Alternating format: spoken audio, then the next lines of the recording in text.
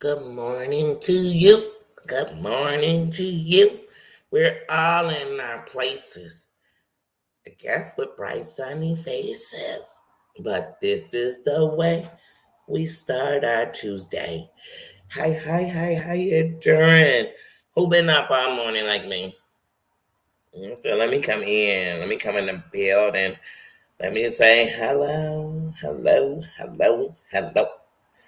And I kid you not, y'all, this morning I got up early and I was just like, I'm not even gonna start YouTube and I'm about to music it out. And I have been up and I have just been in a place and then finally like at 8:25, I was like, I'm going live at 9. The funny part is my eye is giving me the flux today. So let's say some good Americans up in here. Raga, Rawala, I'm fucking romance. Come on, Gaga. She in my ears. I'm Gaga in it right now. Gaga. Oh, sorry. This is when I loved Gaga, y'all. She said it was oof. We love Gaga. We love her. That's the truth. Good morning, Tina. Good morning, sis. Remember how you're doing? We're gonna put these back on. My eyes just bothering me this morning. So like it's open, but we'll talk about mine in a minute. We ain't gonna get to that. OG Harmony sis, how you doing? Good morning. Good to see ya. How you doing this morning? I tell y'all, Susan member says, how you doing this morning? Good to see you. Y'all, I'm telling y'all, I truly this morning was like, I'm just gonna go live. That way, if later on I just don't want to, or I just don't come up with the time, or whatever the reason may be, because you never know what the reason is. Y'all know I'm gonna be a buck with you. I ain't gonna make up no lies, y'all. I ain't going live because the sun set on a holier day of the. Nah, girl, I just didn't come live because today I just couldn't get in front of this here camera and talk to you. Just keep it a buck. I might have been busy. I might have just been in a space that I didn't want to pass that energy on. Dan King, how you doing this morning? Stream Element, you always running. I need that kind of fire in me. I need it, but I'm always doing something. Some people be like, man, Dan, I wish I could be you. You couldn't handle it. You couldn't handle it. You couldn't handle it. Waking up in the morning, I'd be there to see and still getting up and doing what you got to do for you. I wait on me to move to make something happen. Sometimes I do. And that don't mean there's not assistance in the world. What I'm saying is that other stuff, I just, sometimes by 9 o'clock in the morning, I done been out with the dog, made my meal for the day, cleaned up. You know what I'm saying? Chillax, drop it. And maybe I am by now. Went on a walk, and it be 9 in the morning. I'll be done. But let me tell you something. I used to have a job, and by 8 o'clock in the morning, I'd be coming home from work. Everybody be heading to work. And I left for work at maybe about 5:30 in the morning. Got to work at 6, 5 in the morning. Got to work at 6. But I was off by 8. You know what I'm saying? So I'm heading home at 8 and people going to work. And they tired. I'm telling y'all, I used to work 3 days a week and I never got off past 12 o'clock in the afternoon. And I never went in, you know what I'm saying, before 6 o'clock in the morning. Let me tell you something, I just wasn't doing it. I really don't like to work more than 15 hours a week, to be honest with you. That ain't nothing to knock nobody. Nothing no company that's not mine. I just can't do it no more. But so I'll be up. And I'll be doing something. Sometimes I'm not up. Sometimes I run backwards. Sometimes I work at night and I do stuff all through the night and I'm sleep in the morning. Who knows? And sometimes I'm up all night and I'm up in the morning too. I never know what I'm going to give myself, y'all. I never know. But of course, my mom always say, "Yeah, you during says, hey, you during member." But yeah, I don't know. Yesterday, I was kind of in a twilight, and not a YouTube. That would have been nice. Ugh. But yesterday, I was just kind of in and out. You know what I'm saying? I know I'm gonna have surgery, and that wasn't. That was not something I was worried about hearing about yesterday. Y'all know I said that I was going to get my surgery date. But first of all, with my with all the things going on with me and my PTSD and everything else, yesterday they told me, well, the operating room is booked for September, so we're going to have to push you to October. And I said, oh, okay. And so when he says he's gonna push me to October, I get up there to make the appointment at the front desk. And she says, oh, well, girl, Danielle Coinky, think her name would be my name. She's not in here right now. So what we could do, just go sit down for a few minutes. First they told me to sit down. I sat down for a few minutes. I said, you know what, Danielle? We'll just have Danielle call you and give you the appointment when she comes in and look at the calendar for October. I said, all right, no problem. Then as I was getting ready, they said, if she don't call you today, she'll call you tomorrow. And I go, so I'm gonna sit all night trying to figure out what day in October they gonna, because that's how my brain works. Snug, how you doing? I can't tell you how nobody else's brain work, but I can tell you how my brain works. Dana says, how you doing? Number says, I love to see my sis in the morning, and I love to see the Kings in the morning. I love to see my sisters in the morning, and I don't go live in the morning like that no more. Even though I'll be up. I just don't go live like that in the morning. But yes, I'm like, oh no, now that means my brain is gonna have to think all night about what day they're gonna do it, what day they're gonna pick in October. It's gonna be so close to the end of October. It's gonna be pushing toward my birthday. Oh my goodness, am I gonna be recovering through the holidays? What's gonna be going on? My brain is going to all these places. I can't stop it. It's gonna move on its own. So I took a nap just to try to clear my own brain. But there were things in my doctor's appointment that I had to realize were me. So I didn't get a bad cornea. My body rejected my cornea. Now, anybody who's been on this journey with me, they'll know that my body was rejecting the first cornea. But because it was only one cornea, we fought. And now we have my right eye doing a great job. I'm so proud of my body. But this left eye, this rejection, like I said, I put blame on myself. I put blame on myself for, I'm always so afraid of people thinking I'm less than. And no matter how much you beat that out of yourself, there's this little part of you that just always like, ain't nobody can think that. I'd rather cut off my nose to spite my face. I'd rather fail than have somebody telling me how they carried me. And so I felt like right before I went to surgery, everybody, because we all got a life. And I realized I love my minds, but I got to count on my eyes. Because what if they busy? What if they out? What if they ain't there? So am I going to not go live until they could tell me they could see? And then I just got nervous. And then I said, nope, bump this. You're going to read from day one. And if y'all pay attention, I've been trying my best to just be for me. I was on all that prednisone. I was so afraid about mentally going somewhere. And life kept life. And so it's not like I could just be like, oh, life going to slow down. So I went to work to calm my mind. And to give myself extra money to play with. But all of that backfired on me. All of that got me sitting ready to jump on the operating table not 5 months later. And so it just had me kind of down yesterday. And so I said, you know what? Just like today, I woke up. I'm just going to go live. And I'm sorry sometimes if I can't read the comments. I apologize. I do. I apologize if, hey, you can't make it to my live and to my minds. If you can't make it to my lives because you are booked and busy, I understand. But this time I got to do it for me.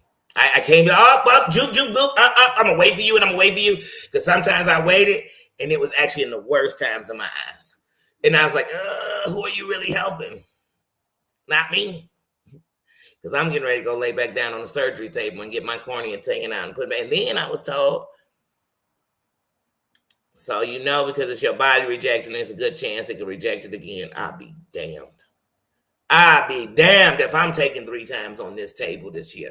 I'll be damned. I'll be damned. I'll be damned. You know what I mean? Come on, like I tell people, you looking at somebody who walks around right now with over 50 stitches in there. Well, almost, let's see. We got 17, 16, 27, 27, 37, 43 stitches in mine. I walk around with 43 stitches in mine. I'm only holding myself back. I promise you. Yeah, but I feel bad. I just feel bad because like so that's what I was thinking yesterday. Like yesterday, I just said I was like, a lot of this I can't do this time. You know, if I can't read it, I can't. I mean, I just have to tell y'all, hey, I'm coming to see you. I can't. I can't. I don't know.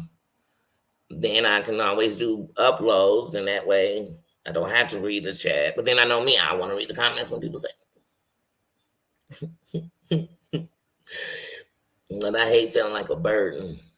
I just do. And so, like I said, but I really, when it comes to this, I blame myself. I really do. So yesterday it was a few hours of just,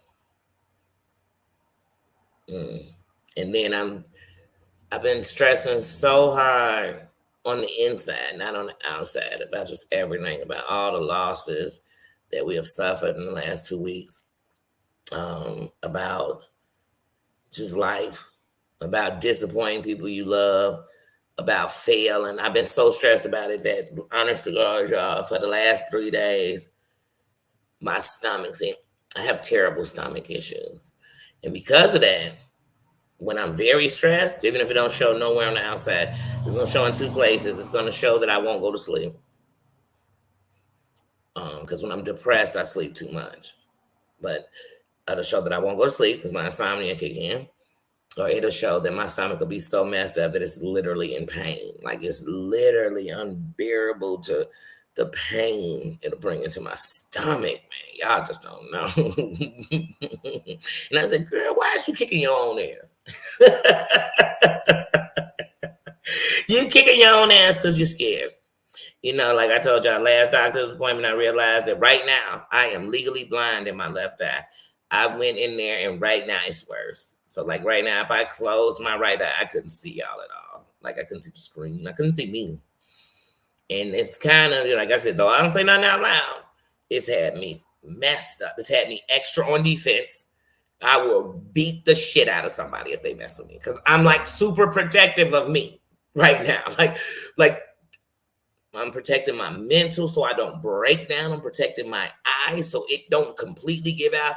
Because here's the thing, because my body has completely rejected this eye, if it even knows this is not real, it's going to reject it instantly. And if it rejects it instantly, if was a fifth, we could all get drunk. But she, I done fought. And then y'all know I told y'all before, I'm the type of person, I don't like letting go of what's mine. I've had to give up ovaries. I've had to give up my gallbladder. I've given up 3 inches of my intestines. I've given up so much of what God gave me. Giving up both my corneas.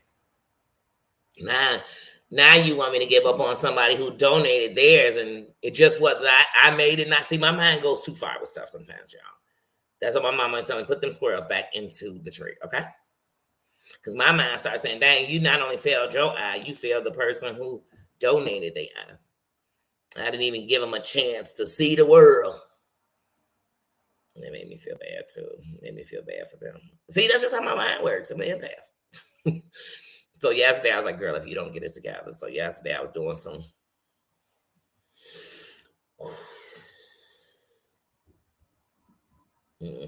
I really feel like it's my fault, Susan. I do. I feel like I ruined my eye. Like I was praying for a miracle, praying it would get better and they could save it. And then I went there yesterday and it was like, it's gone. It is shot. And then the worst part was is that when he's like, it's shot, I closed my eye and I thought he's sitting directly in my face and I can't see this man. And then then I felt like, shit. I was like, what did I do? I told you ain't nobody gonna beat up on you the way you gonna beat up on yourself. Oh, I was beating myself up. But I like Heidi when I was on there last night, and Heidi said, well, this time you're gonna sit still. I am. I'm gonna sit still. Because I'm like, because all the fights I was fighting to try to keep myself sane, keep myself this, all I wanted to do was keep my eye. That was it. All the rest of the stuff is like, oh yeah, everybody talk a good game. Boy, when them eyes and things, it's like waking up and not being able to hear. Some days that can be the most depressing thing in the world. Like I remember right after this surgery, I knew I was outside too early because I almost got hit by a car like 6 times. I could not see like that peripheral. So it's nothing like thinking I looked and I saw something and then going out. Somebody, whoosh, say, whoosh. But I told my mother, I said, man, I think I may be out a little too early. But I couldn't count on nobody but me. You know what I mean? I couldn't. I couldn't. I'd love to tell y'all there was cash ass flowing left, right, and sideways. They could have took care of me. I would love to tell y'all, no, I wasn't looking for none of that. I would love to tell y'all, no, I could have just sat still and everything would have been, no. And I would have loved to tell y'all, even if all that was done, my brain is allowed to sit still like that. It can't. I wish it was like everybody who's so-called normal, but it's not. It's just the way it goes.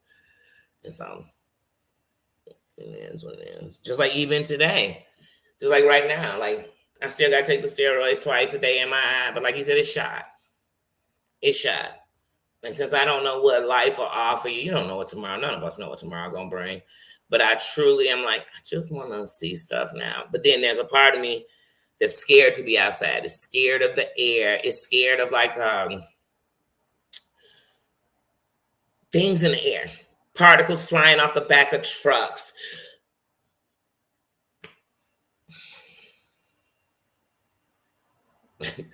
I can't get in chlorine.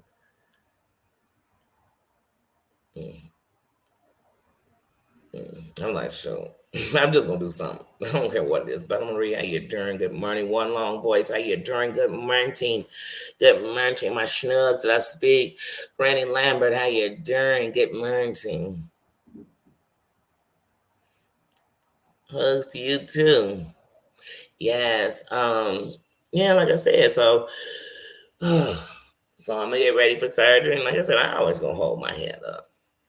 You know, looking down, I miss everything else. I'm always hold my hand up. But I just got to be honest with you. Like, I was like, oh, Danny. So yesterday, I was like, stop beating yourself up. Here's the thing. You know what I mean? You know better, you do better.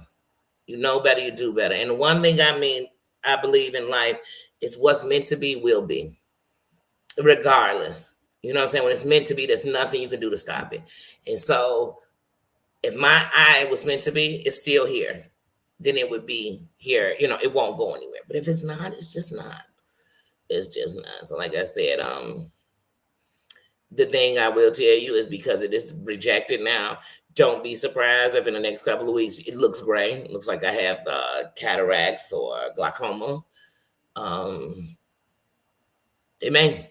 I keep on my sunglasses when I can, and I won't when I don't want them on my eyes. But yeah. So that was my doctor's appointment yesterday in a nutshell. But I'm thankful for my doctor. I am thankful for my doctor. And it seems like everybody in the world sees him. And I'm not surprised because when you got something good, everybody should want some of it. And everybody who's standing in need of it should go that way if it's something good. And I know my doctor is something good. So I you know, I wish the things I really needed help with, could help me with. So the things I would need help with is like some days I wake up and literally my vision is just blurry, like it's not in focus. And then it comes into focus, you know what I mean? So like if everything I do, like I told you all, after my first surgery for months, I was damn near blind with corneas. I could not see. I had no peripheral vision for 8 months. Told you I had to do 8 months of steroids just to get my eyes to open. Like some days my eyes wouldn't even open. There was no light or let it. So I learned, I told y'all, put stuff during those periods so close to me that I can get them in the dark. I practiced walking in with my eyes closed to get to bathrooms and not walk in the wall because there was a lot of learning that when my first time. I just feel like since August of 2020, I've been going through this. I have. I've literally been going through my eyes from right to left since 2020. Like I said, your eyes are one of your senses. And everybody talk a good game. Talk to me about not being able to see or, like I said, I don't drive. I ain't drove since 2020. For the simple fact that for almost a year and a half, there were times my vision would just completely black out. I could be sitting here staring at the screen and eyes wide open, blackout. It's a blackout. I can't see anything. And then it would just come back like I just did not go blind for a second. That used to scare me so much. I used to think one day it's gonna go that way and never come back. That used to literally make my hands shake.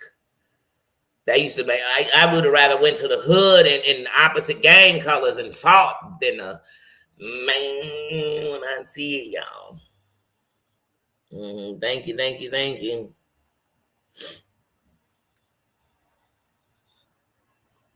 Yeah. Well, you know what? On like a bad day, like if I was to go to the store with my mom on a bad day, I'd have to use a full wheelchair. Because see, a cane helps hold the legs up. A cane can't help my eyes see. So I'd have to do a whole wheelchair. Because like I said, when the eyes aren't active, that's the thing. I could be walking, completely just lose sight for a second. But with these days, my right eye, knock on wood, thank God, blessings be. My right eye hasn't given me any problems. Like even yesterday when I went, he said my right eye is doing great. But here's the problem, people, that I didn't understand before.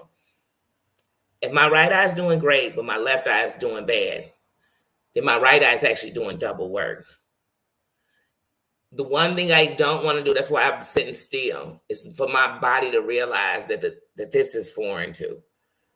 Because that's how the body is. If my body says it don't want the one, it's not gonna want the other. Like I'm a double transplant recipient. So that's entered a new game that I never even knew existed. Like, okay, I went from not being a transplant to like I've had surgeries, I've had them remove stuff. They didn't put nothing back in there. And so I never got, and I'm a donor. I believe in donating, like I really do. But I went from, like I said, I'm a double transplant recipient. He said eyes. So if the body reject one, it will definitely kick the other one out. So. But yeah, no, I said, you don't use a wheelchair? Yeah, no. Like I said, when I can't see, when I'm going to the store, I would just use a wheelchair. If I couldn't see. But it's not that I'm not going to be able to completely see the whole time. It's just going to be that it's going to be blurry. So I use one of those carts. It's just going to be blurry. But literally, when my eyes are blurry, I don't like to go outside. Because, like I said, things are off. Everything's off. Like, I feel like I can see this there, and I can't. And long voice, let me tell you something. I know because you're blind, you don't have. People are or have seeing difficulties, or if they blind. Let me tell you, one of the people who live right here on my block, he definitely has I don't know, I think he's just a little more than legally blind because he definitely has the stick, but he does everything for himself. He does. But once again, I don't have a guidance stick. And like I said, I can see it becomes blurry. It's like, I don't know if they call them drunk goggles or something, but literally sometimes that's what it becomes, is blurry.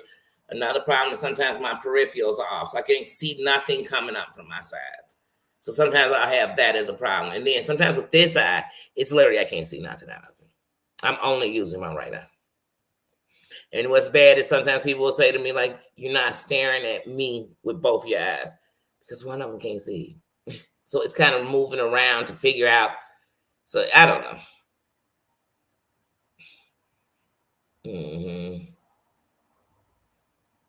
Yeah. And like I said, in all my ailments I've ever had, it's never been my eyes. And it humbled the shit out of me. One long wolf, let me tell you something.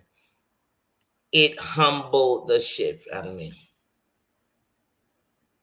That we take all this stuff for granted all the time. I mean, come on, I have had ovarian cancer. I have had issues. I've had my intestines tangled up from having too many surgeries young. I've had my ovaries removed and my fallopian tubes. I've had my gallbladder removed. I've had all these ailments. But hunty, these eyes, it made me realize this is one of your senses. Like it was a whole different thing with this. I mean, it was a whole new depression. Just not being able to see. Because at one point, I used to be like, I'm not. Even if this eye, anybody know me? No. I said, man, even if this eye give out, I'm just going to be stuck with a bad eye. Because I can't go through this. It's just the mental strain they put on me. When I tell y'all, August 2020, I get scared to think about going back there. Like I get scared to think of mentally going back there. Like, oh no. That's why when people are going through and their health and worrying about if they're gonna be here and if they've done enough or will they be able, I understand. Oh, I understand, honey. Because when that health go bad, you'll think about all that. That's why when people laying on their deathbed, they think about everything in life. Because honey, just being sick, you'll think about it. I know. I remember I told y'all, I came outside and my son was saying my name, like saying, hey, hey, but he wasn't saying my name yet. And I was looking around, I ain't seen nobody, but I could hear him. Then they said, mommy, then I knew it was my child. Like then I could hear his voice. And I was looking, and he was coming up, walking up, but because I could hear him getting closer. Because my ears became a lot better when these eyes got bad. Because I used to think I used to turn stuff up sky high. Because I used to be like, I can't hear nothing. My ears always was bothering me. I'd be like, oh, I can't hear.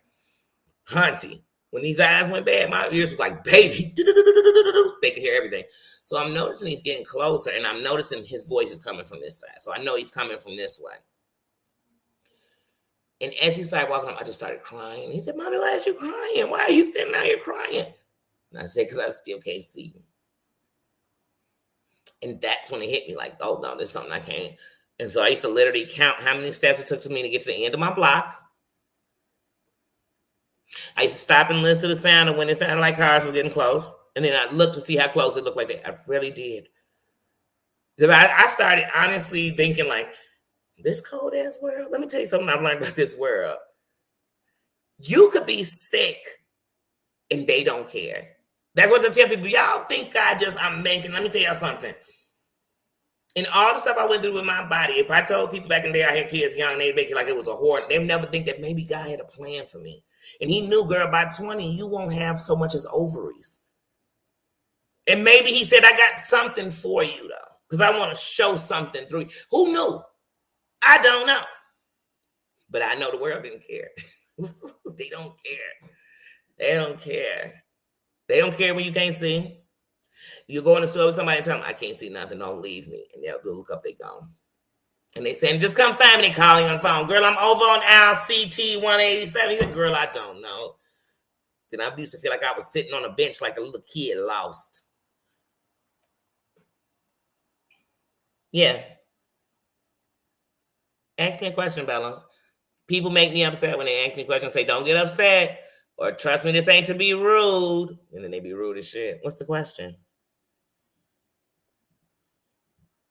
Do I get very dry eyes? No. Before this, I've never had to do anything with my eyes but wear glasses and contacts. I had astigmatism, so they said, but it really ended up I had keratocomas in my eyes. I didn't have no doggone astigmatisms. But yeah, no. And like right now, I can't use anything but what's prescribed by me. I can't put any of that stuff in my eye. But no, I don't have dry eyes at all. I never had that.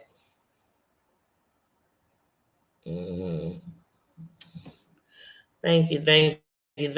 We all like, when I hear y'all stories, I just think, wow, the strength in these women, the things they've been through and endured, and they still are challenged. Man, it's beautiful. It's beautiful. Good morning, Dreamsicle. But yeah, no, that wouldn't make me mad, Bella. Let me tell you something, y'all. I don't get upset easy. I just don't play games. I don't. I can feel negativity. So sometimes you might get me to go into a place and people will say, Danny, I don't even know why she's doing that because I see something you don't see. I feel something you don't feel. And I know when people are being smart asses or condescending, or I know that. So I'm gonna respond back. You're not gonna get a wait later, and I told somebody and we talked about it later. I'm gonna do it right then and there. But other than that, y'all, upset, no. I get upset about the things in life that we shouldn't be doing to others more so than what people doing to me. Get him. I like that name. Good morning. How you doing?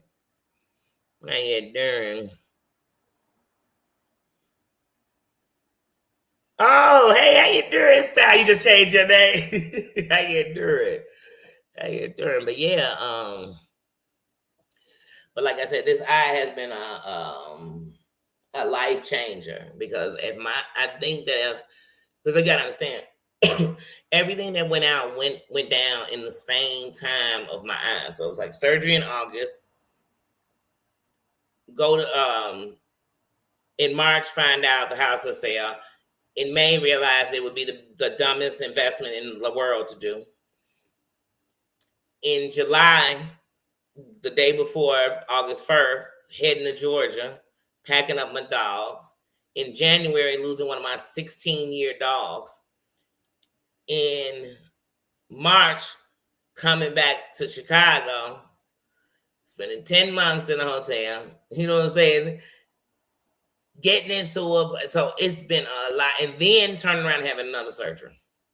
I said, this has been the longest 3 years. Man, but God has built me in a place inside and brought back my mental. Like, and I got issues. I told y'all, I don't, with no jokes about it, I got PTSD. I sure do. Sometimes I'm in fight or flight. So sometimes what y'all gonna get is if you put me in fight, I'm going to fight. And that don't just mean physical, it means it's gonna be a fight. And then it's the flight when I just give up and I just don't say anything and the world is crumbling in front of me and I just can't even move. I can't move. I suffer from OCD. That's daily. I suffer from a little bit of depression. So sometimes if I get into any of these things I just named, it'll trigger that part of me. None of those make me bad, but I know who I am. I know who I am. I've been having surgery since I was 14 years old. And I'm talking about surgeries that change your life. Cree, how you doing? So, like I said, please. Yeah, like I said, what I have is I can show you one of them. I have eye drops that are ibuprofen. I have eye drops that are steroids. It is actually prednisone. Amoxicillin, something like that. Amoxicillin. You know these words we can't pronounce. So I'm not going to pronounce none of these eye drops to y'all. I'm just going to tell you what they are. Ibuprofen for the eyes, painkillers for my eye. I have steroids for my eye, and I have antibiotics for my eye. Because like even right now, which is funny because Walgreens was like first they was like, oh, we didn't get our authorization when I watched my doctor send in the prescription. Then they said, oh, we ran out of the steroids, so we'll call you back. So hopefully they call today. But anyway, my antibiotic, he said I could catch an infection before we go into surgery, so we want to be on top of that in my left eye. So like I said, yeah, but those were the things.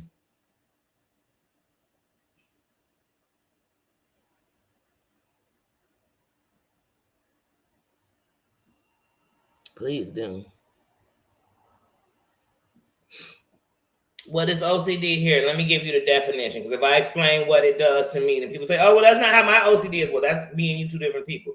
So how about we just give the definition of OCD?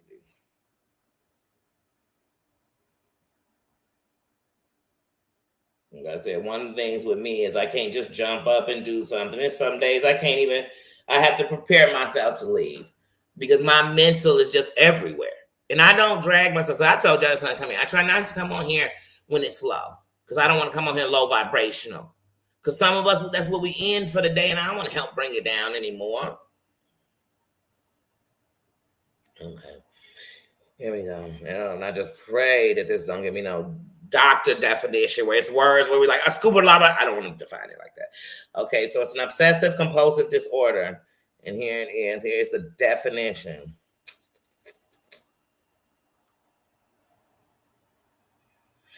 It is an anxiety Oh, I hate when my thing does it. It is an anxiety disorder that can disrupt your life and involves repetitive thoughts and won't subside. It frequently starts in childhood and can last a person's entire life.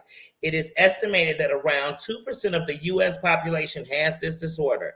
OCD is not an easy mental disorder to understand, and therefore it can be difficult for medical professionals to diagnose. You may think you have it, but having a comfortable routine or being a perfectionist is different than OCD. So, like, here's something I can't do with my OCD. Like, first of all, something is going to keep playing. Like I said yesterday, everything I could have possibly done wrong to my eyes, it played, it went, what the doctor said, it can't stop. Just it didn't change. The thought of the change of my life it would bring to not be able to see the thought of the changes it brought. It's like I told you, one of the things that gets me anxious about this eye is I know what it's like for it to be bad. Like I know what it's like to get up, walk dead into your wall. I know what it's like. Like I know what it's like. And then same day, be able to see crystal clear. I know what it's like. It's scary than a motherfucker. I know what it's like. I know what it's like, but yeah, so there's the definition for you, folks.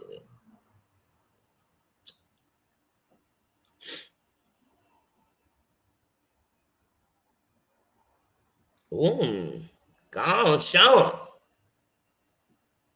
Hercules. Show 'em. You're a bodybuilder. That's a good thing. Means you're nice and healthy and ripped. Mm-hmm. Oh, that's okay. That's why we ask questions. Because we don't know. Oh, wow. It's 12 a.m. Oh, wow.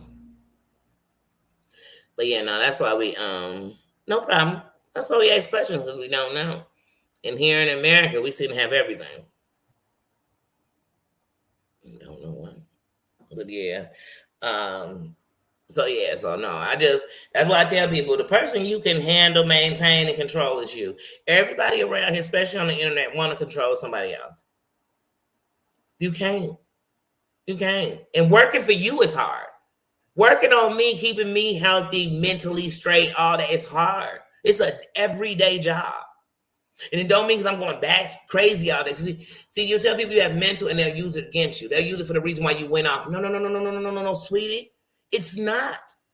It's the reason why I'm explaining to you I can't be in this type of stuff.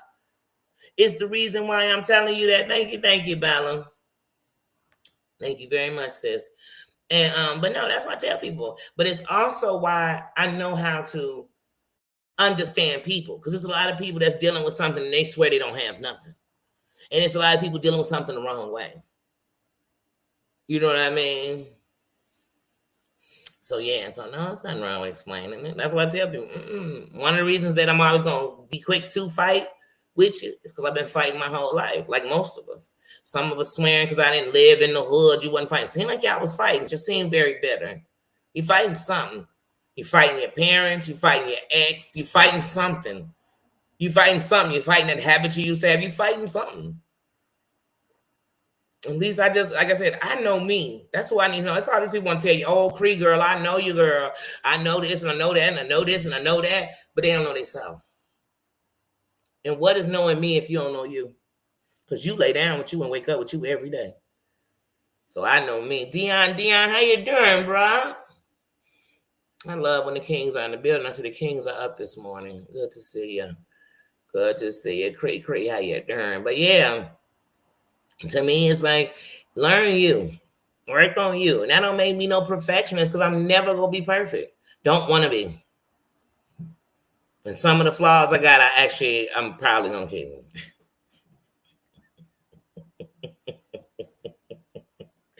But like I said, Okay, yes. Through text, I talked to Mary yesterday. Yes, Mama. And, we love you. And your presence is always missed when you're not in the building. But yeah, no, so I just learned to learn me. And once I got me under control, that's when I'm like, even when I sometimes be like, I would have went off like crazy and I didn't. I think because you can only control you, and I'm glad you're controlling you. I'm glad you knowing that that's not the way to fight. You could, and sometimes it might be some situations you're gonna have to fight like that. But like I said, no. Thank you.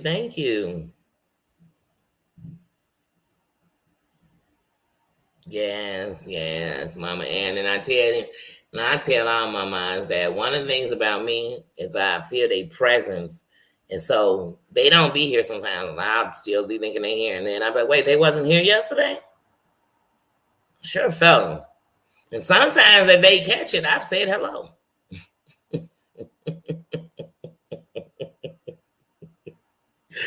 I really have. I'll be like, hey, Mary Ann, Mama Ann, how you doing? She ain't even in the building.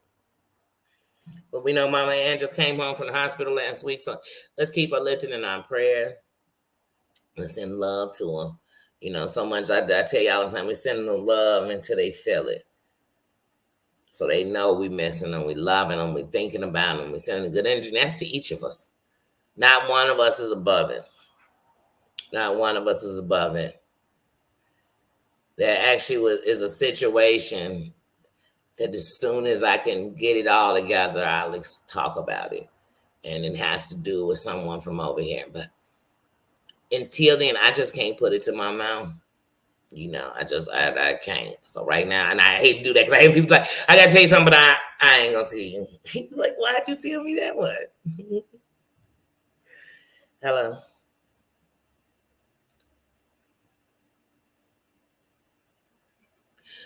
Hello, what company is this that's this unprofessional? You got music playing. Okay, it took you like 30 seconds to say hello. What company is this? All right, get some better customer service and call me back. Anyway, they interrupted my whole live with my people in the kingdom. They interrupted my whole George Michael playing in my ear so that they could be chewing and playing music as they say hello. I need you to get some skills to talk to me. See, that's what y'all got to understand about me. I check antibody that I feel needs checking. Don't call me unprofessional. Don't call me representing nobody. What company is this? I need to know. Is this choo choo? Because you chewing all in my ear. It's too early in the morning to be playing with these people. It's too early in the morning to be playing with these people. See, because they always tell me, you might be on a recorded line. Just in case I'm on one, I want you to hear your customer service skills. It's fucking suck. It's too early in the morning to be chewing in my damn ear, playing some music I don't want to hear. Oh, I was listening to George Michael. Oh, y'all, I'm sorry. They call me Harmony. They call me what?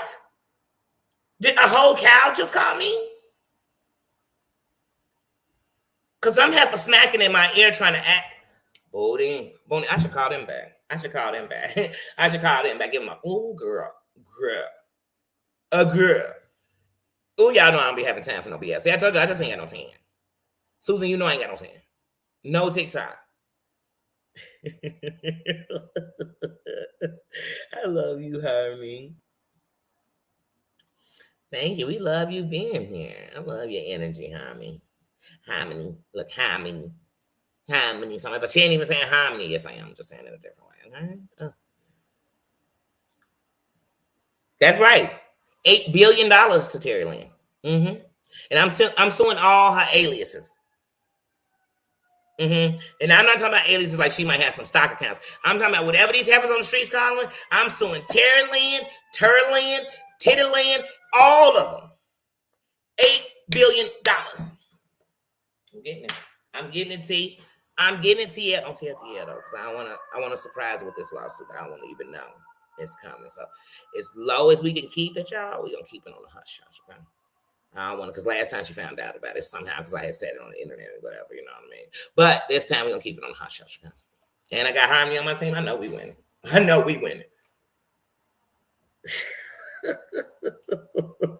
Right, a whole cow done called me, girl.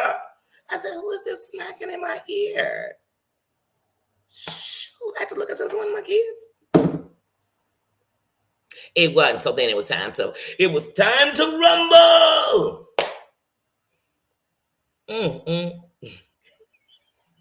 All these terrorists, all of them getting sued. 2023, I'm not playing with the TLs.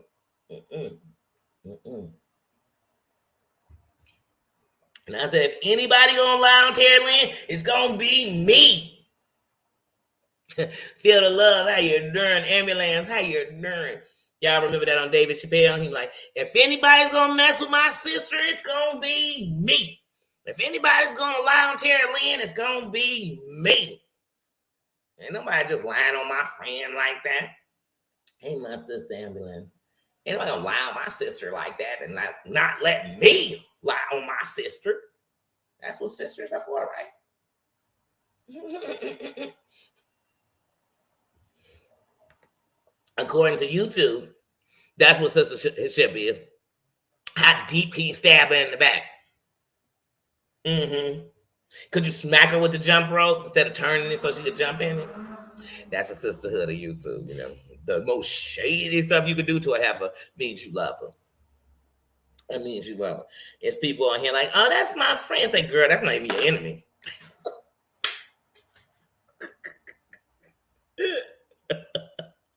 I don't know why y'all be like friends. Friend is a real word, and it really means something. And it ain't none of this shit I'm saying. That ain't friendship. Like, if that's friendship, I wonder what your enemies do to you. They sleep with your husband in the bed with you there. I mean, like, what do your enemies do? They be like, they a good person. They just made some mistakes. Okay, we've all good people that made some mistakes. All of us. Every one of us done made a mistake. Terrorism made a mistake, y'all. Y'all got to know, like, real life, it just ain't a mistake. You know, I can't be like, you know what? You slipped and was a pure murderer. Like, what? Y'all giving too much. Yeah, I hope y'all give that kind of love to yourself, forgiveness to yourself. If y'all out here forgiving people for stuff that God can only forgive them for, you better not beat yourself up about nothing. Let me find out one of y'all beating yourself up, and y'all don't be beating these people up. And I don't mean beating them up physically, because all black people don't fight all day. We don't. Actually, white people fight more than we do. Physically? Oh, they stay rumbling. They gets into it. Bar brawls, brawls, in the brawl. You be like, damn, why are y'all fighting so damn much? It's like they kill more people than anybody else has. I mean, but we gonna put it on my people. We'll just take it, I guess. No, we don't just walk in rooms. Because I'm black. I'm black. We always fighting. No. Just think of your black friends. Think about how many fights they've been in. Some of y'all are like, no, when I think about it, they have checked a few people, but.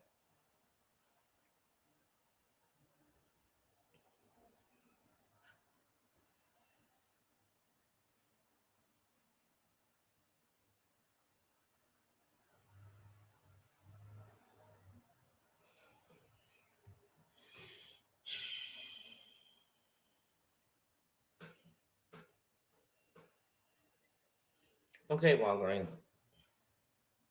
Oh my God, Walgreens, you're driving me crazy. Walgreens is calling me and telling me they still don't have my prescription. We have an update on one of your prescription. One's ready, one's not.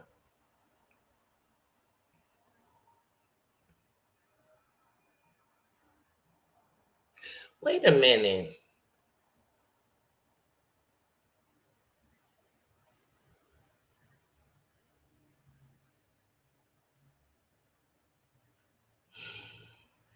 We about to have a problem. I'm gonna do that when I get off of live. See what I mean? There's just always something. They're saying they're not gonna refill my prednisone eye drop because it's too soon to refill it. First of all, I haven't even picked one of these up since I had my surgery in April. First of all, these bottles, this isn't even my prednisone eye drops because it has a pink lid. It's this big. It's this big. I literally, the whole month of May, had to put a drop in my eye every hour. It's this big. We are in August, and they're telling me that they can't refill it because it's too soon. So I have to wait till that day. No, bitch, you're going to feel it today. See? This is the world we live in. It's always going to be something like, what? First of all, y'all telling me you needed authorization. You got authorization. So that tell me the authorization you needed was to override the fact that it was saying, I didn't know. I mean, I didn't know this isn't no narcotic or nothing. Why is it I cannot get my... See, but there's somebody somewhere picking up some Oxycontin overdoing their prescription or something. I'm not making this up. Somebody's picking up some, what's the other one that they get? The Percocets. They picking them up early. And I can't get some eye drops? Steroid. What am I doing? Am I selling it on the streets? Hold on, let me drop some steroids in your eye. What? So I'm definitely just gonna have to call them because you got to override this. So y'all, yesterday you said you need authorization, which was AKK to override. What happened with that? Then y'all said y'all were out of stock. Now you're calling me and saying, hey, we got your antibiotic for your eye, which I got a whole bottle of that, but they filled it up again. But what I need is my steroid for my eye. Because I literally probably got about 2 drops in a bottle. That's weird. And the only reason I don't use the steroid bottles I got from a year ago, because I had some, then they were flooding me with them. That's why I'm getting, every time I went to the doctor, my doctor passed me about them, damn near put a prescription in for us. He's like, I don't ever want you to run out of this. But some of them I'm scared to use because I'm like, wait, what's the, I know it's, but I'm like, come on, a year old? Like, a year and a half old? I don't want to touch it. No, it's Walgreens.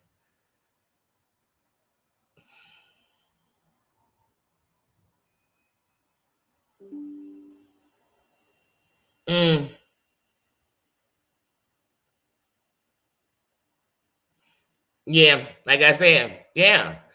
The steroid. They need permission. I said, wait for the eye drop? The steroid eye drop?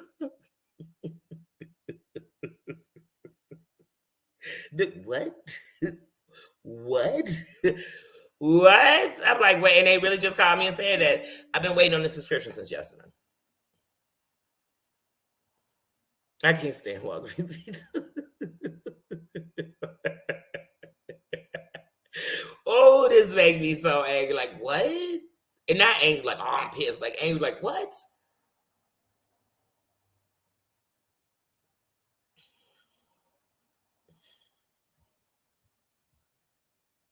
Yeah, like I said, I guess we'll get that cleared up. I'll call them. And I can hear my doctor right now. Like, oh my God, just release the damn steroid. I can hear him like, oh my God. Wait, what'd you say? What you said? Doc not dead.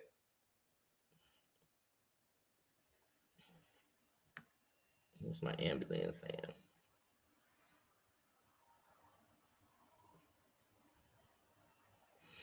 Yeah, my mom had a medicine that wasn't in stock, and I'm like, that is definitely. Yeah, let me tell you something. One day this chick called me, I knew, and said, hey Danielle, would you do me a favor? Are you going anywhere near Walgreens? I said, yeah. And I said, actually, I'm going up there. This was before I left for Georgia. I said, I gotta pick up some eye drops because I stay in there picking up eye drops. That's why Walgreens, why would y'all do that? Y'all know how many times y'all don't feel these eye drops in between? Because like I said, the first time, my doctor would literally like, I need you to make sure you have this because and sometimes I was missing my eyes, so you missing drops. So please don't get me started on my drops. But I went to pick up her medicine. They like, I need your ID. I said, my ID? What am I picking up for this chick? You know what I'm saying? And I was actually picking up Perk. I said, oh, hell no. I literally told him, you won't have my name on here like I pick up none of this shit. The only way I'm picking up Perks is if I was picking them up for me. Nope, nope, nope, nope, no, no, no, no, no, no, no, no. Nope. I told y'all, for me, Oxycontin, please. The first one, you got to be in some severe ass pain for that one, to me. Because just to take it, I don't want to loop like that.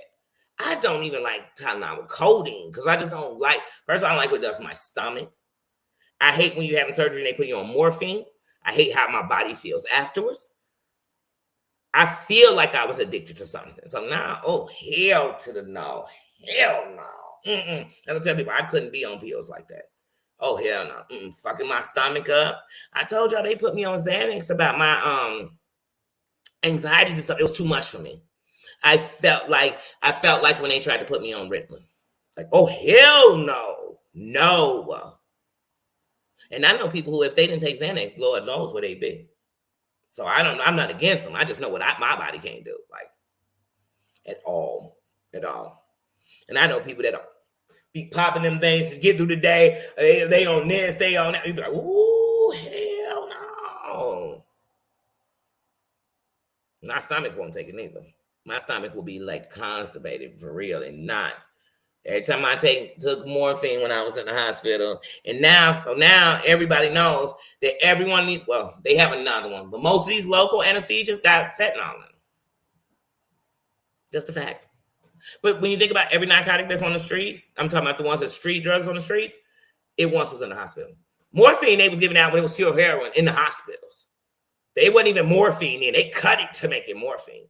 Methadone is cut heroin. I mean, come on, all these are drugs. Codeine is coke. All these are drugs. So that's why you got two kind of drug addicts in America: prescription ones and street ones. Street ones are cheaper. Is that my U.S. Navy, ma? How you doing? Yasmina says, how you doing? How you doing, cat? Member, how you feeling? How's hubby doing? Mm-hmm. Yeah. Mm-hmm. Yes, and I mean all these medicines. You can't buy Sudafed without signing something. And here's the funny thing: and not in no neighborhood I've ever lived in was nobody using Sudafed to help make whatever the meth they stop it on with it. But yet, in our neighborhoods, in black neighborhoods, that's where they got to go behind the counter and get it. I'm like, but if you go out here to the suburb, that's where they was doing it. That's who knew to use it and crush it down. That's who learned there was an ingredient in it that could make. Not me. You got to show ID. I mean, and not even narcotics. We're talking about Sudafed. When they was taking that, which baby formula was that? Similac, but it was something in it. They could also put it in. Was it Crank? It was one of them. Y'all better know, please. And these people that got them scientists, man, oh, they figure it out. Like, oh wait, that's the same ingredient. That's the same ingredient. There's some chicken broth. Then they'll be extracting it out the chicken broth and putting it in something. I'm telling you. Oh, see, I didn't even know that because I know that what was the other one that was in local anesthesias?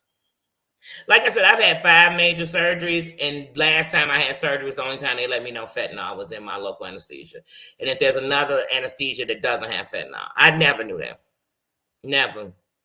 But I knew fentanyl was in the hospitals, and they were flooding in probably for medical reasons before they was flooding in for us. But I knew about that. But yeah, because this other stuff is useful, but I didn't know it was part of. Like I said, I ain't never had them tell me fentanyl was in my local anesthesias until this last surgery I just had. Yeah, it was. Thank you, Corn's mom. I know it was something with that Similac. Yep, and the Sudafed. Wow. Mm-hmm. Sudafed you cannot buy without around here in Chicago without that shit being behind the thing. Yeah, don't take candy from nobody. Don't. You want some candy, go to the store. That's why your kids ask me, could they get some money for some candy, give it to them. So I ain't gotta ask nobody for nothing. Like for real. Mm-hmm.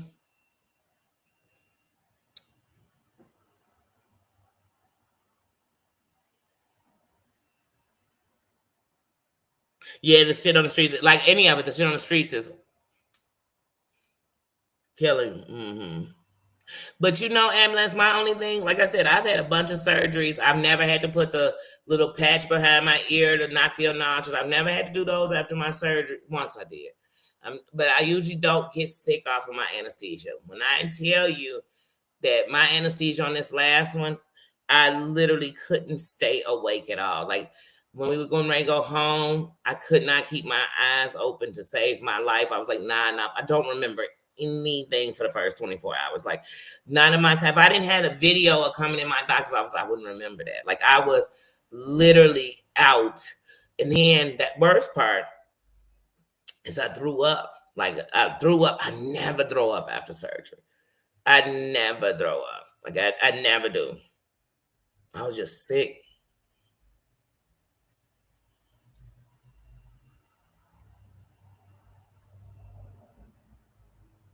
But that's what I said, Tina. I said I don't know how it is in anybody else state. You can't buy Sudafed here. It's not. Oh, it's not. It's behind a lock and key. Some got them behind the counter, but not no more. They just got them in the aisle and they locked up. So is Similac. It's still locked up.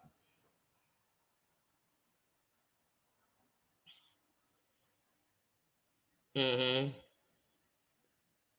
Kirby Key, how you doing? Good morning. Yeah. Yep. figure out a way to abuse it. They always do. And then sometimes, and that's what I learned, is everybody's abuse isn't because they want to abuse the drug and get high. It's because they're afraid to be in that pain again. When I had my first surgery, and I had a 10-pound cyst removed off my ovary, right? Before that cyst was removed, I used to be in a lot of pain. I mean, a lot of pain. I can't even describe, but just know that it was crushing my ovary. So as it was crushing my ovary, I felt that. You know what I'm saying? I'm 15 years old. I felt that. When I came out the hospital, first of all, I'm in a new pain. I got 27 staples in my stomach. You know what I'm saying? I got bikini cut, 27 staples in my stomach. I'm just in a lot of pain healing, So when I first came home, man, they had me on something strong. I don't even remember exactly because I'm young, but it was strong. Just so I wouldn't be in pain. So, you're supposed to take that shit like every 6 hours, every 8 hours. I would pop one. And like 4 hours later, I just take another one.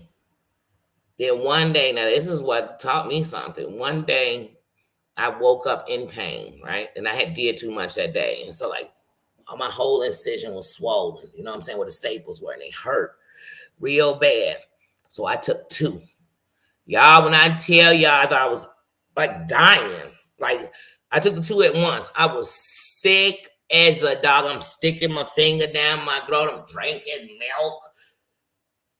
And I was like, oh, I think these are narcotics. And it hit me like, when you hear opiates, when you hear narcotics, when you hear this type of stuff, this all the same. Just one is FDA approved. They done cut it. That's why, like, my stomach, it's kind of bad too. I think from all the things you taking and I'm not talking about the drugs. I'm talking about no drugs on the street. I ain't never been no drug addict on the street. You know what I'm saying? Never even thought like that. Mm-hmm.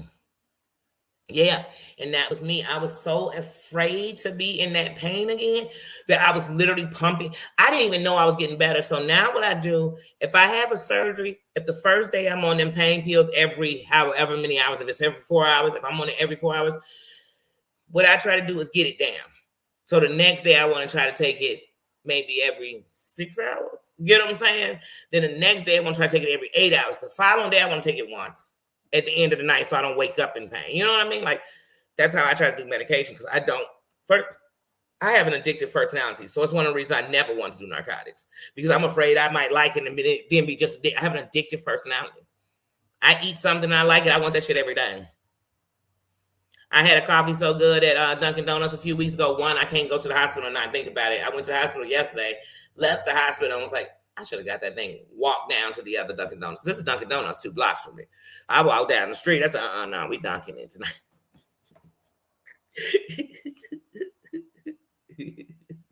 And all I want is that. So, you walk in, they don't have me like, they like, we can't get you something up. No, you can't. That's all I want. Then I say I got an addictive personality. I'm addicted to that right now. Mm-hmm. I do feel the love. Mm-hmm.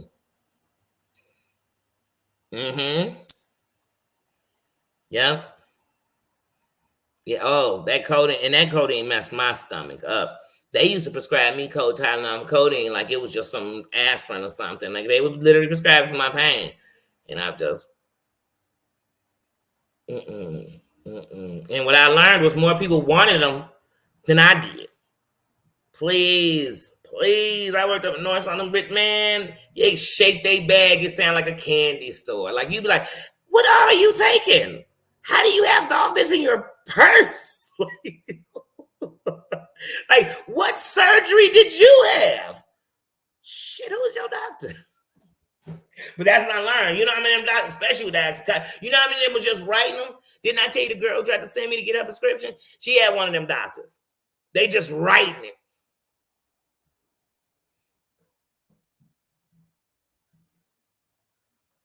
But we all know that hillbilly heroin had everybody in certain states. And ooh, that oxy, I knew it was bad when it was hitting the hood. I said, wait, they in the hood popping oxys? What is y'all? Wake up. What's wrong with you? That shit went viral, hunty. Shit. Mm-hmm. No, I can't do it. It tears my stomach up completely. And then I swear, every time I've ever done morphine, I'm telling y'all, I itch for about a week. I'm like, ooh, Jesus, I become a. Just why do I itch? Kels, explain that to me. Why do you itch and sweat? Like, why am I going cold hot? Like, why is my anytime they have me on morphine, I swear, because they have you on like a day or two. And after that, I kid you not, I feel like a withdrawal is in my body. I feel nauseous sometimes. Like, oh, I feel like I'm about to throw up. Oh, what's going on? Mm-mm. Mm-mm. No, I can't. Constipated, yes. Ooh. Oh, you put it off. It's seeming like these days, man, before like my grandma had a knee replacement surgery. She was in her 60s, right? So I just thought it was something that made me older. Please, I know a girl just had a knee replacement surgery and she's 44. I'm like, wait a minute, but you never know. Then this girl, my buddy Mike's girlfriend, they in their 30s.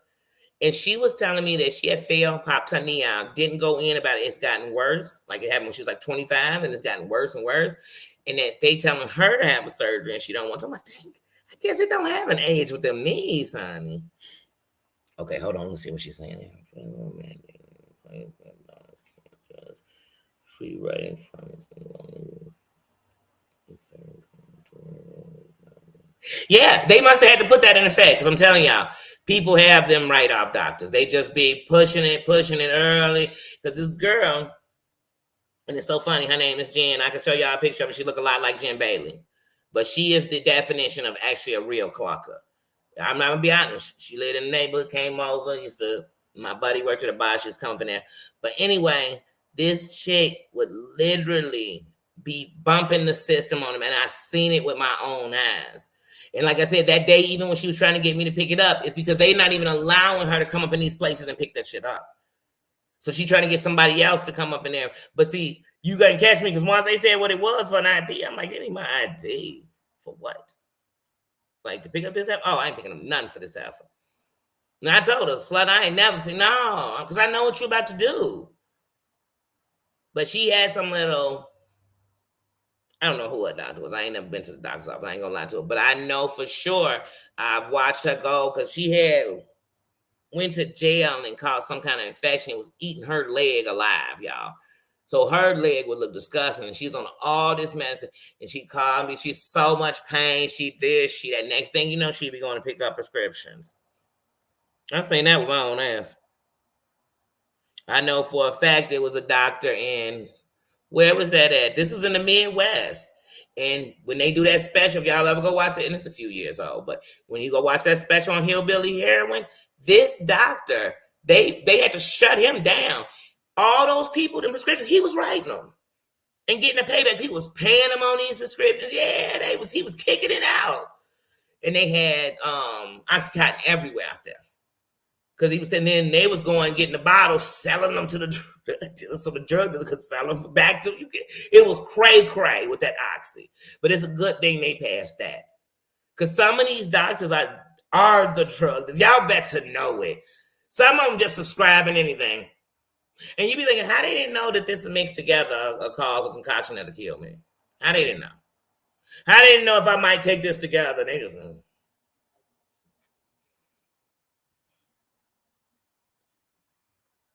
It's itching everything.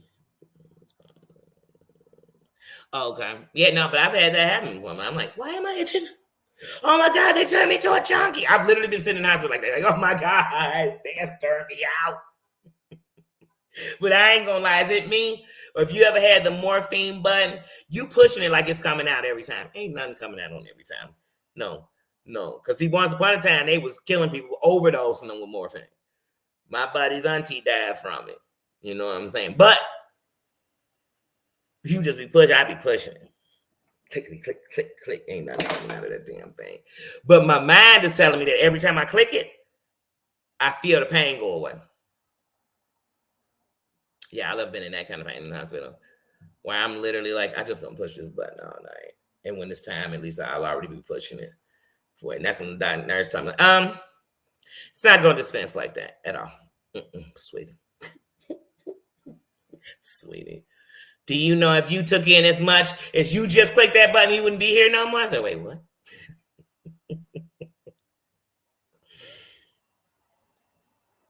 That's good. They need to be behind bars. They worse than a drug dealer, man. Because they supposed to be saving lives and helping, not helping to create this big problem that we already got with the war on drugs. That's good. But you know what's funny? All these doctors you tell me they're in drugs, where'd you see that at? Because they never pump these doctors going to drugs on the news. They never pump that, man, we just had to pass a whole new law to make sure that they don't pump that everywhere. Where do you see it at? I don't think I've ever seen a doctor in Illinois be arrested and it makes the news or anything, and we reading it all in the paper. Dr. Boo, you know, it got to be big. But if it ain't big, they be, shh, shh. Just move them 28 doctors out of here. Don't say nothing. Make sure you keep that on the shut up. Because they be keeping that stuff on the hush hush. We need to know.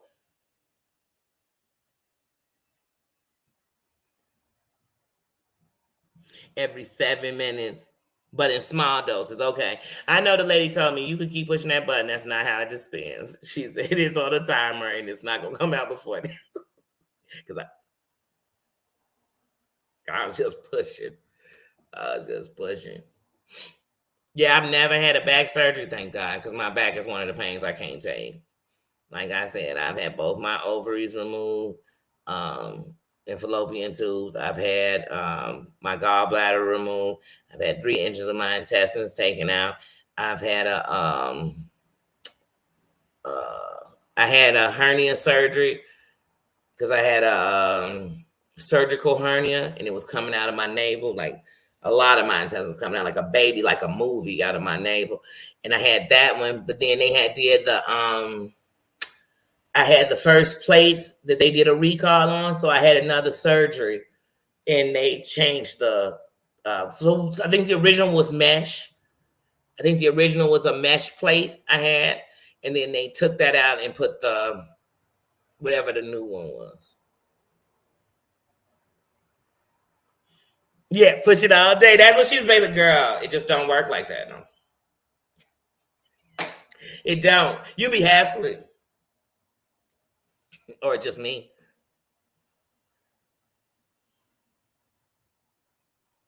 Mm-hmm. Indiana was one of them big hood spots for passing out oxycontin. Hillbilly heroin. Indiana was one of the states that had it, being called it, and they called it hillbilly heroin. Yeah, but it was one of the places that had it. And then they killed me because even if you arrest all the doctors and stuff, you have a drug pandemic going on now, epidemic going on now. No matter what you do, those people aren't gonna stop fiending. That's why Indiana is still so inflamed with drug addicts. Indiana is a state. It's kind of like Chicago. You talk about these suburbs and everything else. Drug addicts, addicted to opioids, all that. They are. I mean, they are, and they soccer moms, and they're regular folks, and they're drug. They look like druggies, and they black, and they messy. They everywhere. They're everywhere. They're zombies. They're everywhere. They're in the high schools. They're in the colleges. They're everywhere. And we still walk around pointing our fingers at one people blind to where it's at in our place. But you can't have a pandemic and it not touch everybody or touch you in some kind of way. And that's what the drugs are. It's an epidemic. It's a pandemic. You name it, it's that.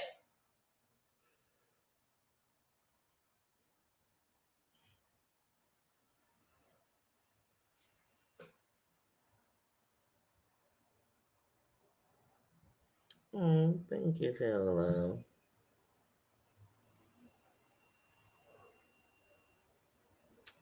Yes, that's a good friend. And sometimes you have to get a second opinion.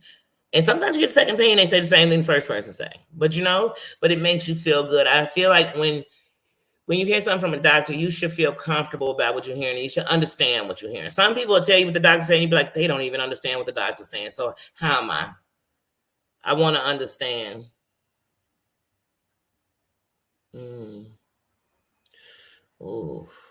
See, y'all get to talking Tina and Kels about that back pain, and I pray for y'all because I had my children, I had back labor, and that was too much. I thought, oh my God, that was a lot. And then when I had uh like when I had kidney stones, I felt like it was in my back, very painful.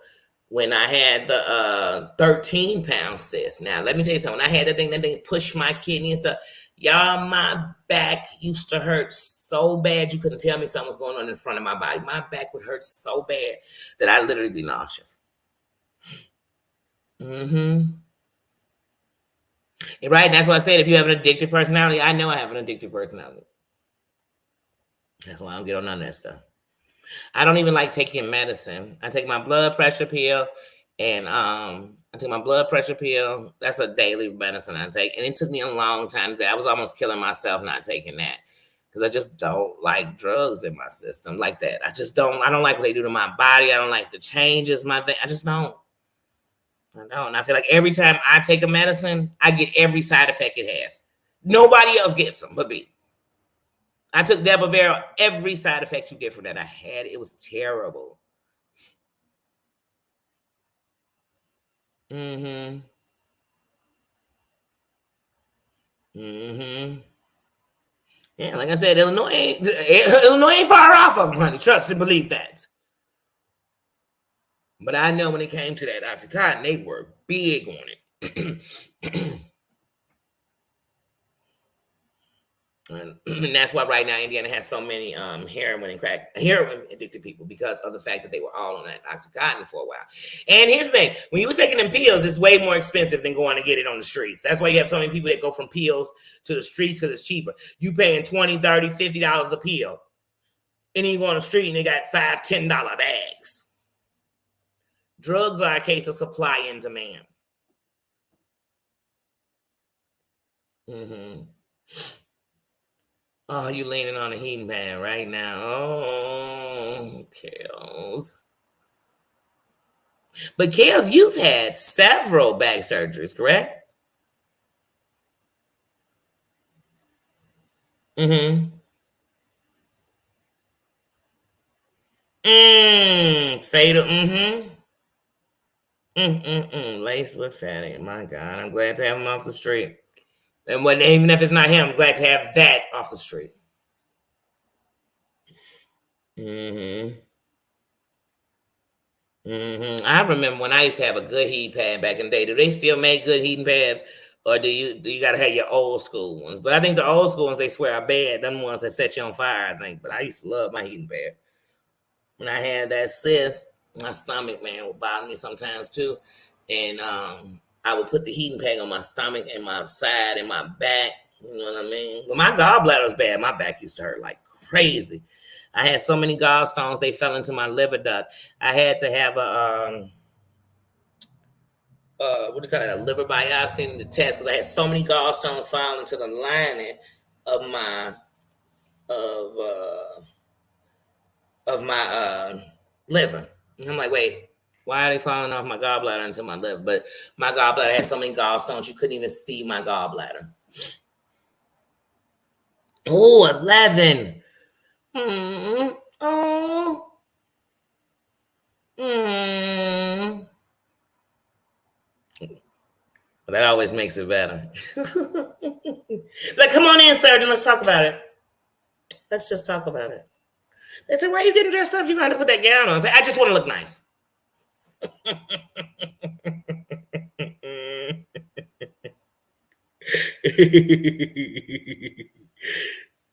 Mm-hmm. Never meant for human street consumption. Yep. But if people doing it, people will do anything. They'll do anything. You'll be surprised. You got to think about it. Once upon a time, people was huffing paint. You'd be like, they'll just do anything.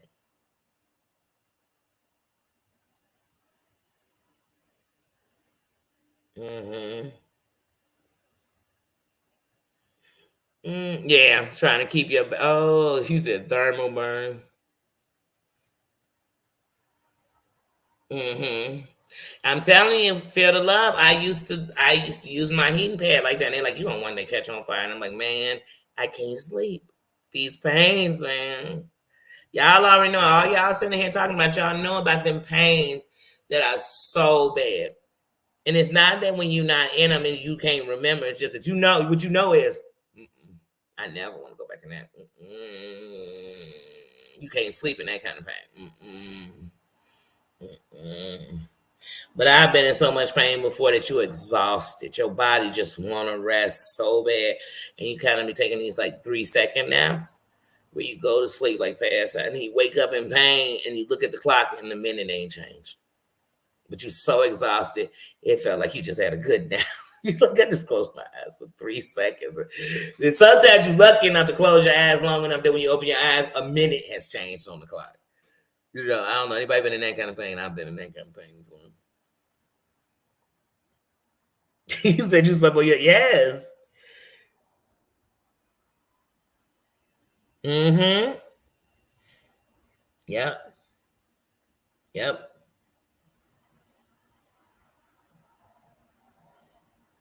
Mm.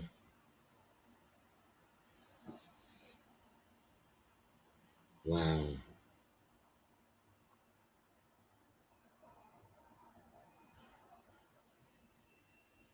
Mm. Yeah. Oh, to put a rod down your back. Oh my God. Oh. Oh. So no thank. I'm saying no thank you. I just got nervous. Just like when my doctor said to me yesterday, it's a chance the next one can give out if it's your body rejecting it. I thought, well, then we just gonna be stuck. Can I be stuck with a cornea? Kills? Because I didn't ask him because he probably would smack me. And my doctor's not even violent. But Kels, if my cornea goes bad, can I just keep it? Won't endanger me, will it? If I just keep it, can I just keep it? Because I can't live without a cornea. Because I know I can't have my eye out there unprotected, so I can't do that. That's dangerous. No, I don't think you do that at all. I can't do that at all. But can I just keep a bad cornea forever? Can it reject and I just keep it? Can I just say no?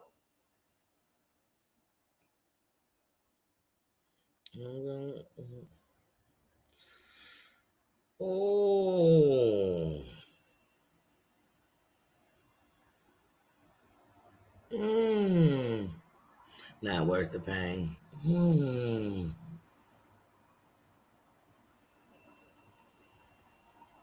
Wow. Seem like a lot of y'all have back problems.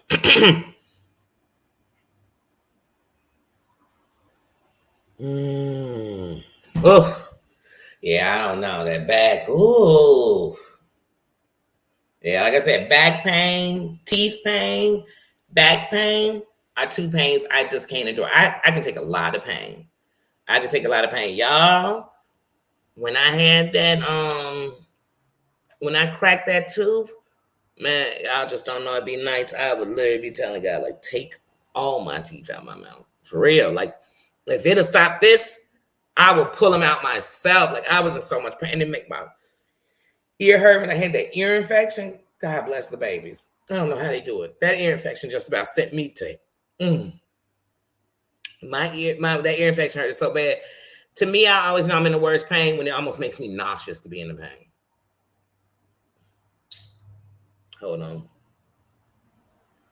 Hello. This is Danielle.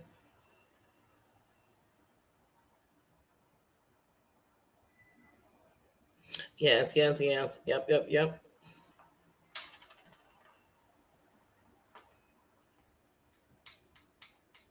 October 17th. That's fine.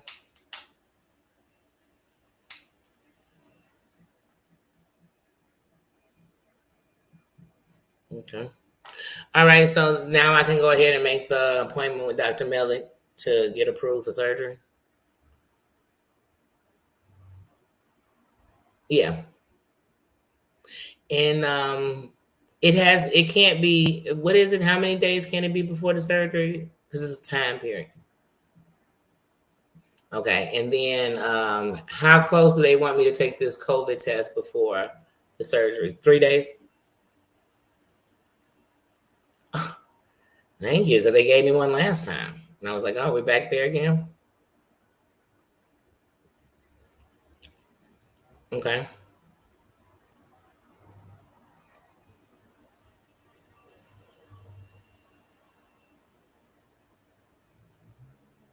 Mhm. And that's October 17th at what time? Okay. Okay. And I have one more thing since you're at Dr. Springer's office. Walgreens is saying that they can't fill my steroid eye drop because it's too soon. And I'm like, I'm confused on this. He has just about, I, they have filled it every time he does. I don't know what's going on. So they have to call.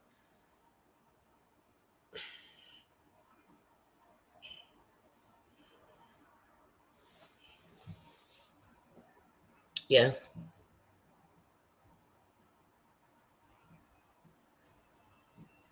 Okay, just come up there. I will. Yeah.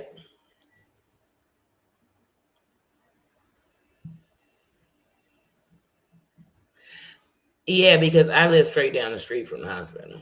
I mean, they both are in bus rides, but I prefer the hospital.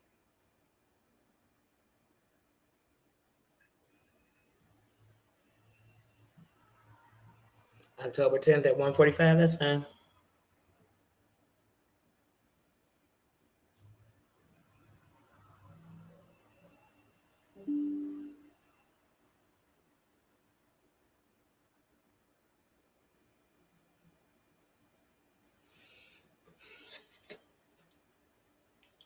Mhm.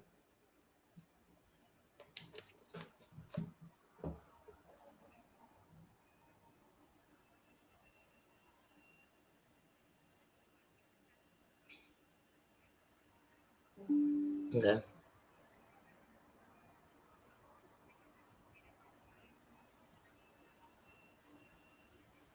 Okay. Thank you so much for that. All right. All right. Bye bye. She said, "Look, I told you that's how my doctor's like." She said, "I don't know why they're denying him, but come on to the office and pick up one, and he'll go ahead and clear that, and you can get that." I told you because he's not. When I was going to Georgia, my doctor literally saw me right before I went to Georgia. He told me anything happened that you can get back here, you come and see me. If there's an emergency, get seen out there. You know, if it's some emergency, you're in an accident, you injured the eye, please do. He said, when they stable, you come see me. He said, but more than anything, I'm about to flood you. I mean, he flooded anything you think I would have needed. He was like, here go extra glasses, here go this, here go that, because you're going to be in a whole other state. Here go this, and I want to make sure, put him in Walgreens. Come on. He wasn't standing in his office just passing me out stuff now. They will have eye drops and stuff. Or like my ointment. Now, my ointment, I have 2 bottles of them. I probably could use those for a lifetime because you just put this teeny little drop in the corner of my eye, you know what I'm saying? In the of my eye, but I don't use that all the time. I mean, my eye is bad when I'm using it. I know my eye bad when I'm using it. Hmm. Yeah, that's the problem. My doctor told me, I kid you not. So I broke 2 toes on one foot. And I walked around on those broken 2 toes, right? And a lot of people do that. But I broke them bad. And when I went to the hospital and I had 2 broken toes, and my doctor said, I want you to do me a favor. When you think it's no pain, come on in. This is how it is. When my ovaries were bad, I was 15 years old and I was in so much pain. But it wasn't until I started puking that I really went and told my mother how much pain I was in. But yeah, no, I don't know. And then remember we talk about fear ambulance. We talking about fear of people. Like when I took more painkillers than I should, it was because I was in fear of being in that kind of pain. One, it was because I was in that kind of pain, and then two, I've learned to hold my pain because every time I feel like I go to the doctor, I'm very sick. They're jumping you into a surgery. They doing this. And then some people say, well, maybe if you wouldn't have waited, but no, it's not. Like I said, even with this, They say I had this in my eyes my whole life. But yet I've been to seeing eye doctors who wore glasses, everything, and nobody seen nothing. Nobody knew nothing until I was 40. Mm-hmm. Mm-hmm. Oh yeah, that's what I'm telling you. I've been so much pain it make you nauseous. Like I can't eat. Like it hurts. Mm-hmm. Yeah, but my doctor told me that, and that's why I tell people I've been blessed. I've had some crappy doctors. I'd be lying to tell you I didn't. I've had some of the shittiest nurses you've ever seen in your life. Where you like, why are you a nurse, heifer? Um, but had some of the greatest nurses, but I've been blessed in my lifetime to have a couple of the greatest doctors to me in the history of doctors. You know what I mean? My gynecologist, I actually still talk to her on Facebook, but my gynecologist when I was young, if it wasn't for her, I think I probably would have died of what was going on inside my ovaries and everything else because I was young and doctors would have rather let me stay with the way my body was than to, I don't know. I don't know. I have a lot of opinions about that. I'm gonna keep that to myself. But yeah, that's a great doctor, and my doctor now is a great doctor. My doctor is not just a physician; he is a wound doctor. And so I met him because I had decided to cut a callus out the bottom of my foot because I had never had a callus, and I cut it out, and I caught a very bad infection. And instead of going in, I sat on the infection. And when I finally went in, my foot was swollen, it was red, it was hot, and I had a very bad infection. And my doctor not only saved me, he fixed my wound, fixed my foot, and he controlled my blood pressure because I wouldn't take my blood pressure medicine either because I don't like pills and stuff. And he told me that you are dying. Like you just want to have a stroke with a silent killer. You want to have a, and he got on me. He got on me. And I was glad he did. And to this day, he's my doctor. I love him, honey. Because trust me, he'll tell you in a heartbeat. I don't give a damn what Dr. Springer's saying about that eye. If your heart and blood pressure ain't good, you ain't doing a ting. He don't play. I love him. I love him.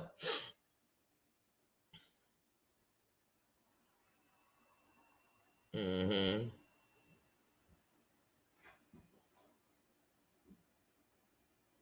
Mm-hmm. They are. And that's why I say everybody who take an extra pill, I definitely, and I'm not calling nobody addicted to nothing. I'm telling you, I got an addictive personality. I'm telling you, I know that when I'm in a lot of pain and I take painkillers, I'm too scared to be back in pain. So I'm not taking them right. If it's 6 hours, I'm taking them every 4. If it's 8 hours, I'm taking them every 6 because I'm not letting the pain kick in at all. I know who I am. That's why I'm gonna speak. I only speak on me.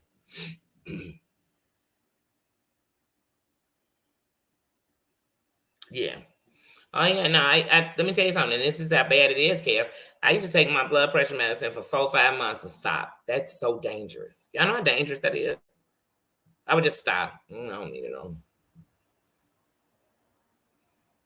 But I have high blood pressure, and I've had high blood pressure to where I've walked in the doctor in pain, and pain to have it up, and they be like, "I don't even know how you walked in here." I'm like, "Not only did I walk here, I drove, and I'm gonna drive home." And then my doctor told me that too. That's very dangerous that your blood pressure can be that high and you still moving around because you're gonna end up one day having a stroke or something.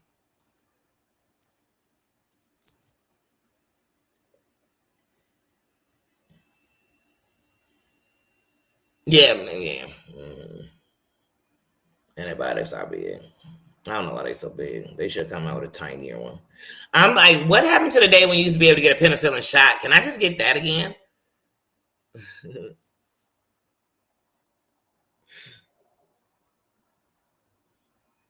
Mm-hmm.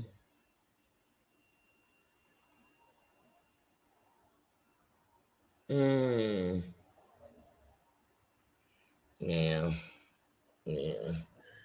Oh, and I just be like I said, when you be in that kind of pain, you just be nervous about the pain. I know I do. Like I just know, like, oh, I know I made it through it, but oh, I just don't want to feel it.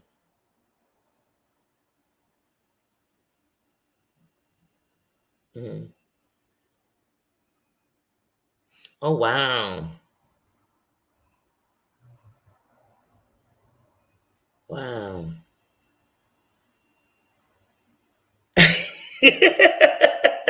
I'm gonna hold you to that, Kels. I stick to my. I do. I take it every morning. I take it every morning. I'm not gonna play. When they tell me how dangerous, I didn't even know it was dangerous like that. Like I did not know. Like I didn't. I just felt like, oh, I don't need it. I'm fine. I'm fine. I never needed it. I was fine. I literally used to fight myself with that. Like, oh, I'm fine. Why do I keep saying I need this? You know, my blood pressure's just bad because I've been unhealthy. You know what I mean? I've been in a lot of pain. If you in back to back pain for years, that's why we gotta talk about being in pain for years. Oh, I know. I know what that's like. Like I said, I literally started my pain in my body. I was 13 going on 14 and it started. I had my first surgery at 15. You know what I'm saying? So after that, I had my first surgery at 15. I had the next surgery, I think it was like 19. So my surgery was like 15, 19, 20, 22. And then I was 14 years ago, so I was 30. So my surgeries were like that. So it just felt like to me, I was in pain from 13 years old to 30. And that was no fun. That was no fun. Because you still were just trying to make it. You were still trying to, you know what I mean? Get through. Well, yeah, so it was a long period of pain. I tell you that much. Anybody who like live with me, they'll know like in 2023. So I did the documentary. We filmed 2016, 17. It aired 2016, 17, and they aired on the 18th, 2018. That's the year it aired. So we finished filming in 2017, the end of the school year. And it came out the next year. Okay. From 2016 to 2019. Now listen to me. From 2016 to 2019, my stomach was at a point where I kept not digesting. So I have these moments where my stomach is bad. You know what I mean? I might be a little bagged up, but my stomach will be almost like a brick. You know what I mean? Like it's just hard until it softens up. Stuff moves. It's moving slow. Everything's moving through it slow. From 2016 to 2019, every other morning I woke up, I could not eat because I was going to wake up and throw up stomach acid. It was what's going to happen. It's going to happen. It was a routine. And some days it wouldn't happen instantly. Some days I would wake up and I just feel kind of my stomach is hard. It just feel all right, everything else. But that was what made me change. That's what I tell people. It wasn't until going back this way. I took off grease, all that stuff, because when you have a stomach that digests slow, you can't be overeating it. So just like this last year, being in that hotel and everything else, and then working at this then working at this restaurant, I've ate so terrible that some of that shit is still sitting like in pockets of my stomach. And so that's when you get what I get these days, where it's like, oh, I'm having some bad stomach days. It's finally catching me.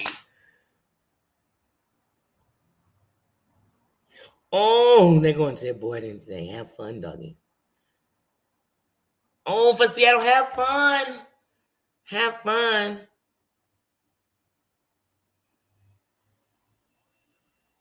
You say in Seattle, I have a feeling you going to a concert.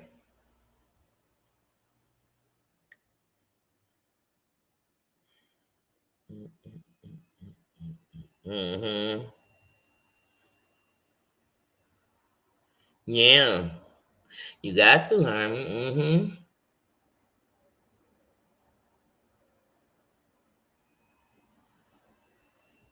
That's it. That's it, Harms. That's all we want for you, sis.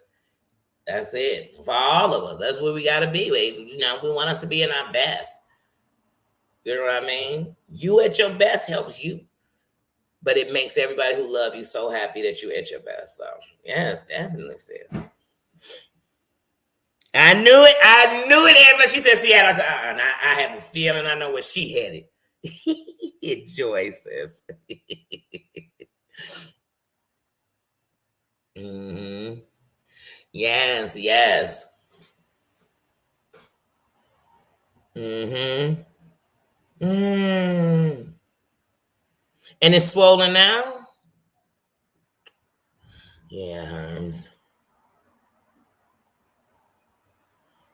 You already know, Harmony. You already know where she go. That's her music husband, okay? Okay?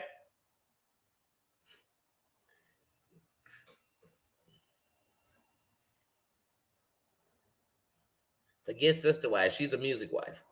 Okay? One thing about Kels, we are everybody knows she loves.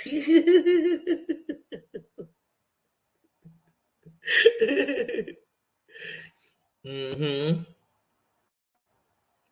Oh, it's numb. And sometimes when something numb, it's almost worse because you're enduring more than you should. You know. Um.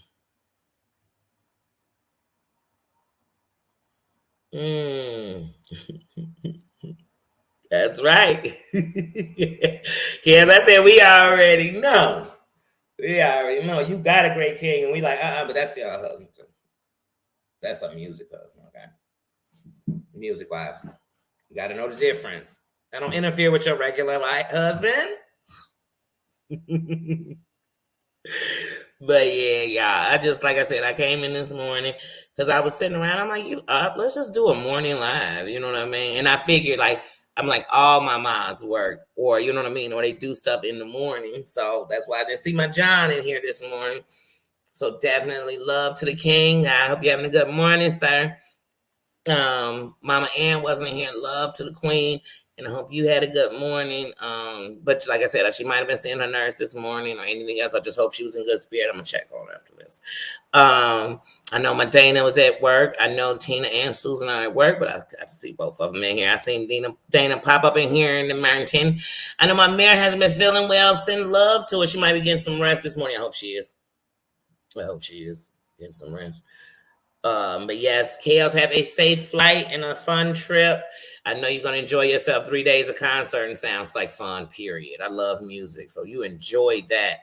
I know the dog's gonna be spoiled over there while they boarding. They're gonna be having so much fun too. They're on vacation too, because I know them your babies. My harms. I hope you feel better, sis. And like Kels say, we just want to see you okay, sis. For real, we love you. That's for real, for real. We do. Bella Marie, I hope you don't went to sleep, girl, because you told us it was 12:30 an hour ago, and I hope you were getting some sleep. Cat, it was so good seeing you in the chat. I sure missed you while you was gone, sis. I really did. So it is so good seeing you. I hope hubby's doing good. We sending him love and prayers too. You know it. Because one thing about my queens and kings, everybody that they attach to means something. If I never met them, heard about them, or know their name, you better know they do, because they mean something to somebody who means something to me. So that always makes me think about it. But yes, everybody, I have enjoyed this talk. And sometimes we just got to talk about what we be going through. Because it's good to get some advice and hear something. I know somebody else been through it. Or, sometimes that's good. That's good.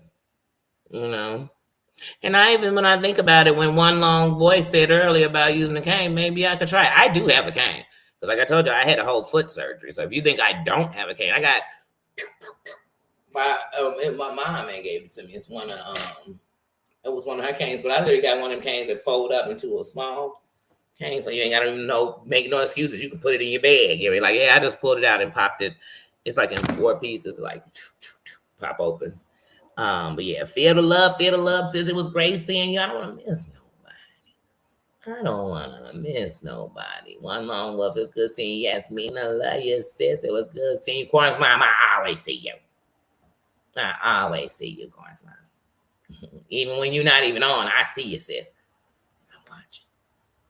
I'm watching. And then Styles, New York Styles, came up in here and changed his whole name. Forget what he changed. I'm trying to go up just so I can see it, but we know it was him. So how you doing? How you doing?